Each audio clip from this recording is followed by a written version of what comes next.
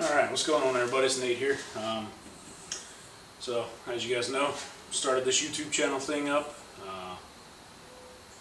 Starting to really enjoy making the videos, the hunting videos, fishing videos. So, as far as hunting videos are concerned, I'm having a problem, holding my camera, getting good footage while I'm also trying to hunt and do other things. So, I decided, hunting from the ground, I've been using a tripod, which is kind of bulky to carry around. And it doesn't really work in my tree stand. This is where I hunt from a lot, is from a tree stand. So decided that I need to get a camera arm, and doing a little research on the internet shows camera arms are fairly expensive, and I just don't really want to spend the money right now on a real good camera arm. So I decided to go ahead and try to build my own today, which is I've got some stuff laid out here. Got this 3/4 inch piece of aluminum square tubing. Picked that up at Lowe's for like 10 bucks. A little bit of hardware that I had laying around my garage, some wing nuts and spacers and washers. And yeah, we're going to see if we can build one of these things for about 15 to 20 bucks, and then we'll spray paint it up and see how well it works, and give you guys some instructions on how I'm building this one if somebody else would like to, build one for themselves about the same. And yeah, so let's get to it. Alright, so the first step to building anything is, of course, find your tape measure. So hold on one second, let me find that. Alright, so we've got our tape measure. It's a 36-inch piece of square stock aluminum, or square tubing aluminum. So we need to decide how long we want our pieces. We're going to have 3 sections total. So I'd like my first section, since it's going to be mounted to my tree stand, to be a little longer. At least a foot, maybe 14 inches roughly. And again, I'm just kind of winging this, playing it by ear, what I think would work pretty good. But I want to give myself, probably a little extra just in case I decide I want to strap it to a tree later on. So we'll go, we don't want it too long so where it's not going to fit in our bag smoothly. So we'll go about, let's see. So for the first section we're going to cut it right at about 15 inches roughly, and this will be up to you, personal preference really. I'm going to do mine 15, that way if I have to mount it to a tree later on, I've got enough coming right off the tree that it'll start from the tree. If I'm in my tree stand, it'll be almost level with me, and then I can start my adjustments from there. So I'm thinking about 15 inches will be good for the first section.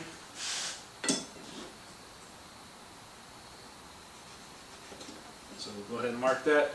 And I got power tools, bandsaws and stuff to cut this with, but I've seen in a lot of these YouTube videos that people's biggest concern is people making stuff with thousands and thousands of dollars of equipment. So I'm going to do this with just my hacksaw and my drill, tape measure in a square, and a couple of wrenches and screwdrivers.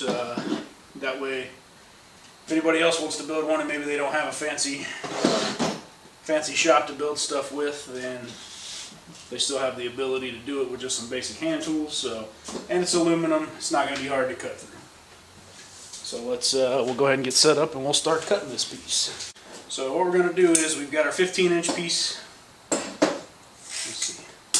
Got our 15-inch piece marked out, and then I think I want to do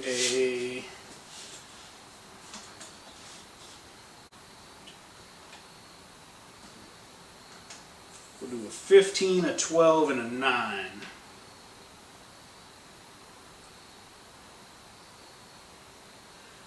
So we're going to go ahead and make our marks here, 15 inches, and then we'll go 12 inches from that. So we'll do 15 inches, 12 inches from that, we'll go about 27, and then whatever's left over will be our 9-inch piece. So let's get these cut. I'm going to use my hacksaw, take it over to my vise, cut them down, and then we'll be back. Alright, so we got our 3 sections. Again, if you're making this for yourself, you can cut your sections to however long you want them to. Completely personal preference. After I cut them down, I'm going to take a file, just knock some of these rough edges off of them. I got some burrs from the hacksaw cutting through them.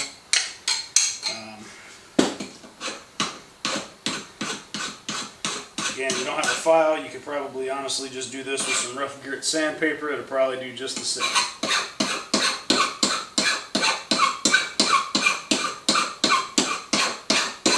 if you're the kind of person that likes to live on the edge, you can just leave them sharp and roll the dice and see if you gash your arms open on them. I have terrible luck, so I'm sure I will. So I'm going to go ahead and knock the burrs right off the edges.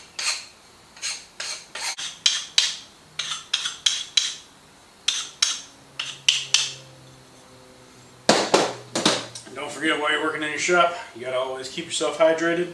So let these marinate on the table for a minute. Go ahead and hydrate yourself a little bit. Alright. So, next part. Now we got our 3 sections. Essentially what's gonna happen is this section is gonna be mounted like that. This section is gonna be mounted here. And then this section will pivot out. So we're going to mount this section mounted to this side so it can pivot as well. So we'll have a pivot point here and here. So from there, it's going to go like this.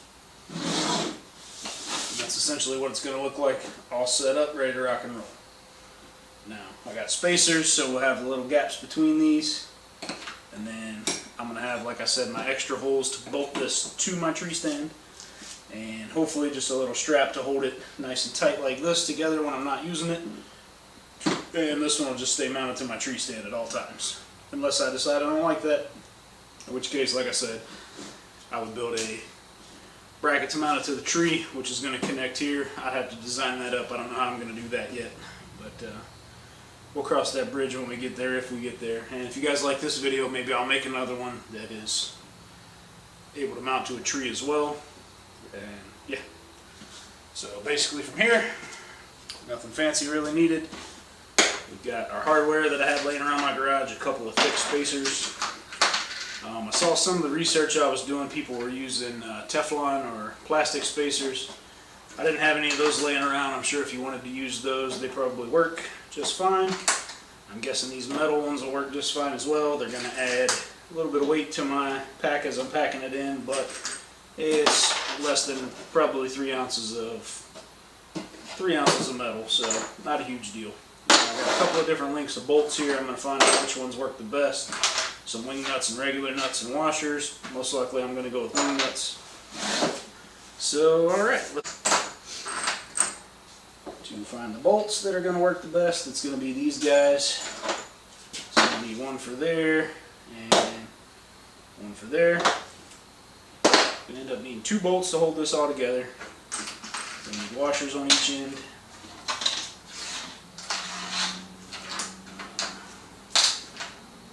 Wing nut for each side.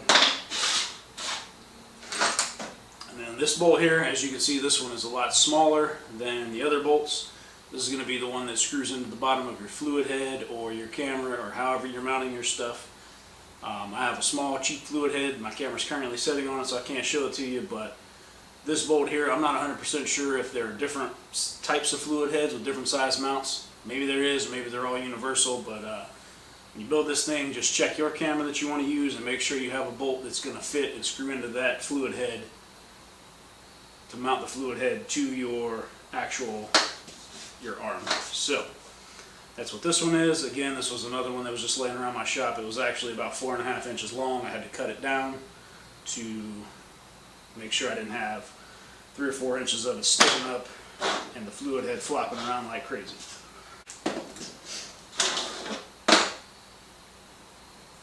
Okay, so what I am going to suggest at this point, for anybody wanting to build one of these things, is get yourself a clamp if you have one. Clamp your sections together and just drill through them both at the same time so your bolt goes through smoothly. Otherwise you might run into some problems later on down the road of your bolt not wanting to go in smooth. So once you got your stuff clamped down, you're going to want to get yourself a little bit of cutting oil. I got some WD-40 here. Go ahead and spray a little WD-40 on it. Any kind of oil will probably work just fine. Seems like my WD-40 is dead. Just fine there. That way you don't burn your bit up in the process of cutting, drilling through this thing. Go ahead.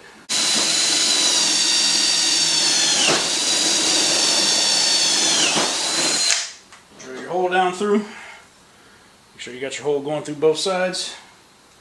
Perfect. It's pivot point 1 complete. Now, after that, what you want to do is you're going to want pivot point 2. So pivot point 1 is going to be here. This is going to swing out. Pivot point 2 you're going to want on this end. So grab your next 2 pieces. You set this one off to the side for now.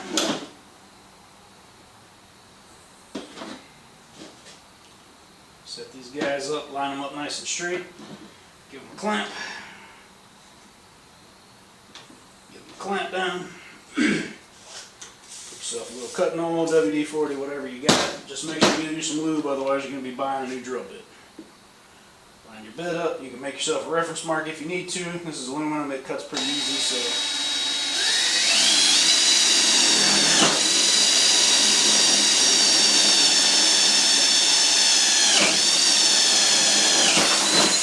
Drill straight down through that. Bada bing, bada done. Okay. Unclip them. Now let's get ourselves a rag. We'll wipe those down.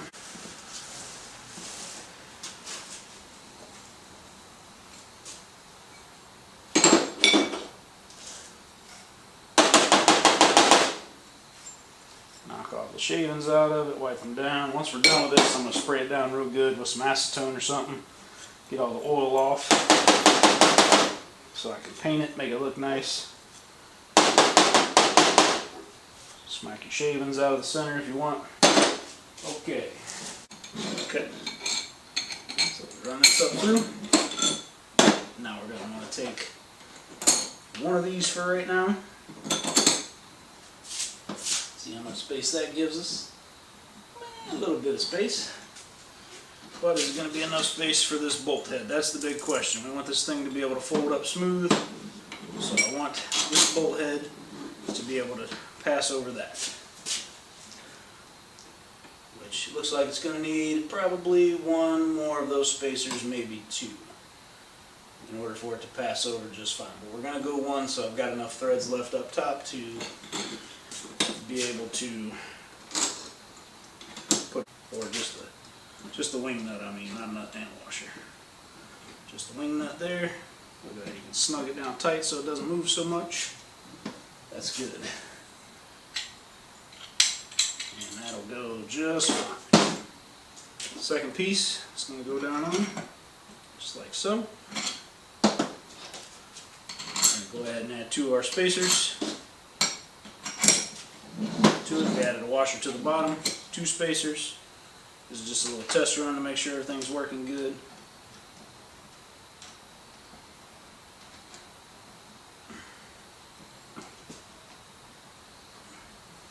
Beautiful. Alright, so there it is. Now, from there you've got it. You can mount it to your tree stand. This comes around, does what you need it to do. Folds back up nice. Brings it around nice like that. Probably going to want to get a couple longer bolts, I think is what I'm going to end up doing.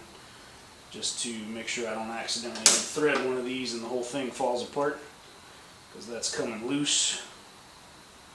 But I can grab a couple longer bolts and we should be good to go.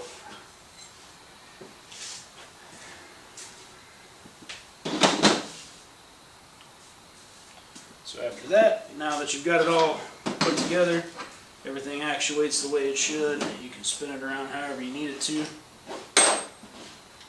Everything's good to go. Doesn't have a whole lot of flex to it. You can adjust the flex as well once you get it extended if you need to. Because you're not going to be slinging this thing around trying to keep track of people running around like crazy. It's going to be, you know, tracking your gear. And that's plenty quick movement for that, so that looks good. Now the next thing you're going to want to do is have insert your other screw for your fluid head. So I'm going to go ahead and take this piece back off, because this is the piece this screw is going to mount to for my fluid head. So what I had planned for this is to drill all the way through. I'm going to get it out here towards the edge a little bit, and then I'm going to start this nut on the inside with a little bit of thread locker So this does not spin. I do not want this to spin. I want the fluid head itself to spin and the actual mount for the fluid head to be snug to this. So let's go ahead and back this off. We'll get our drill bit. Alright, so for this next piece, like I said, find your drill bit for your piece to mount your fluid head. Same process as before. We're going to go ahead, we're going to lube that up a little bit. Spray a little WD-40 on the end of it there.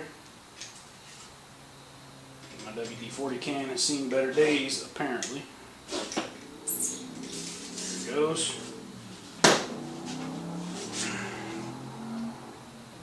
Pick your spot.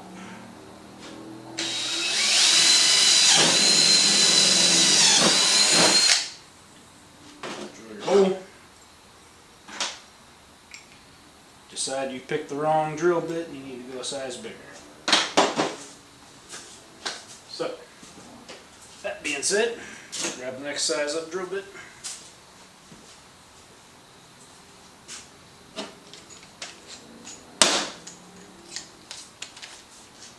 Already got plenty of fluid on there, so this should be good to go.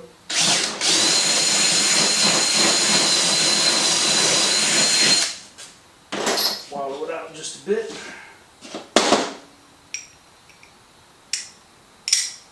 You want a tight fit on this one, as tight as you can get it. Make sure it goes through.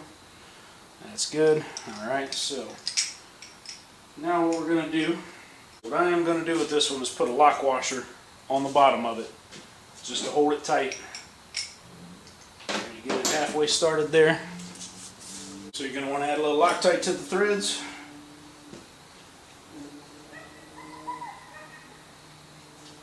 A whole lot, just enough to ensure that this thing's going to hold as tightly as possible. And I'm going to go ahead and insert this bolt in here. This is going to be a little difficult, but I think I can make it happen.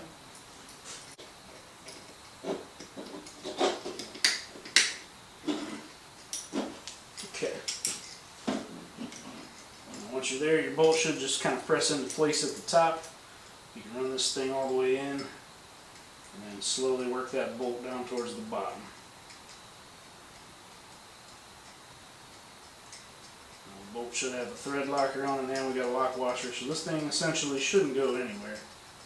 Can't imagine it will, but time will tell. There's a screwdriver.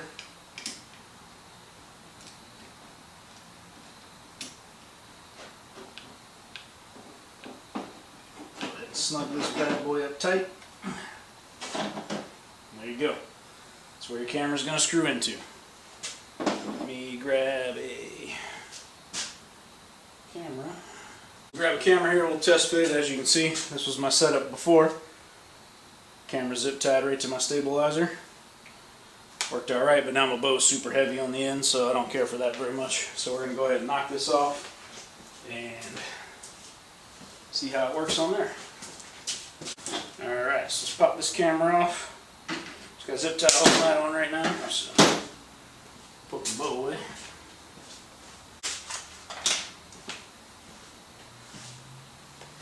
So from here, all you're going to have to do, find your camera, thread your camera right on. Perfect.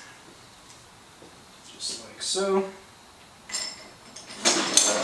Incorporate the rest of your arm in there. We've got that done.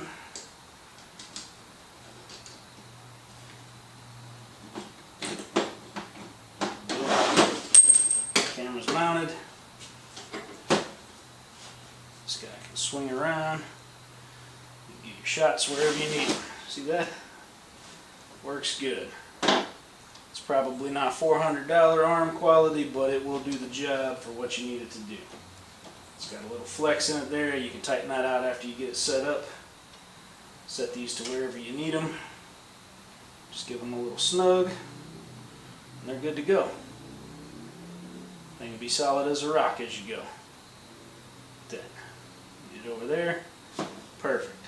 Need it over here, perfect. Over this way, perfect. So there's that.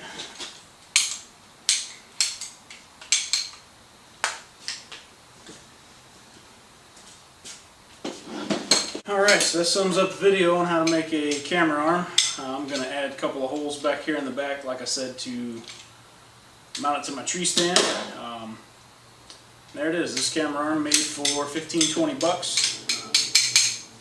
I've noticed in making it, it is a little loud, so I'll probably paint it with some sound deadening stuff and then add a little Loctite to these once I get them set to the pressure that I want them, so this thing doesn't move so freely. But yeah, for 20 bucks, this will get you in the game, get you filming, and get you out there in the woods, hopefully getting good videos of smoking some monster bucks or something like that, or whatever it is you guys hunt. So if you like this video, be sure to subscribe to the channel. I do a little bit of DIY stuff as it comes up. I'm always trying to make stuff for myself instead of spending a fortune on it. Not knocking anybody that wants to buy a pre-made one. By all means, I'm sure those are great. They probably work 1,000 times better than this, but for the large majority of people I know that enjoy hunting, want to get into stuff like this as a hobby without spending hundreds of dollars, maybe even thousands of dollars on equipment to get going, this is a good viable option to get yourself in there and start filming. I mean, if you enjoy it and you want to do it but you don't want to spend a lot of money, right here, this is 2-3 bolts, 2 wing nuts, a couple of spacers, and a piece of square stock aluminum, or square tubing aluminum. And there you go. There you have it. Be sure to like this video and subscribe. Stay tuned for more content, and thanks for watching.